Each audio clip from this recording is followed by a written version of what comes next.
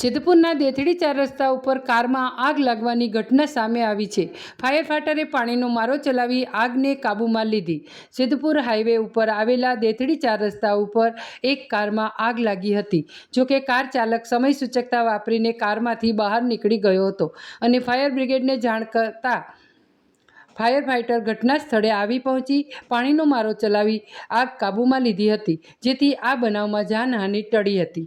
ઊંઝા તાલુકાના કહોડા ગામના વિશાભાઈ પટેલ નામના યુવક પોતાની કાર લઈ સિદ્ધપુરથી કહોડા ગામ તરફ જતા હતા, ત્યારે દેથડી 4 રસ્તા નજીક પહોંચતા તેમની કારમાં અચાનક આગ લાગી ગઈ હતી, જેથી તેઓ તુરત જ કારમાંથી નીચે ઉતરી ગયા હતા અને ફાયર બ્રિગેડને જાણ કરી હતી, જેથી ફાયર ફાઈટર તુરંત ઘટના સ્થળે આવી પહોંચીને સળગેલી કાર ઉપર પાણીનો મારો ચલાવી આગ બુઝાવી દીધી હતી। કાર ચાલક સમય સૂચકતા વાપરીને નીચે ઉતરી જતા તેનો જીવ બચી જવા પામ્યો હતો। પટેલ વિશાભાઈ નરોત્તમદાસ શું ઘટના બની કાકા ગાડીમાં? ગાડી લઈને આવતો તો ને અંદરથી ધુમાડા નીકળવા મળે હા, એન્જિન બાજુથી। એટલે શેના કારણે?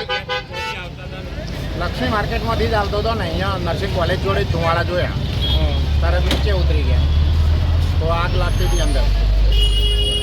ફાયર બ્રિગેડને જાણ કરી, બોલવી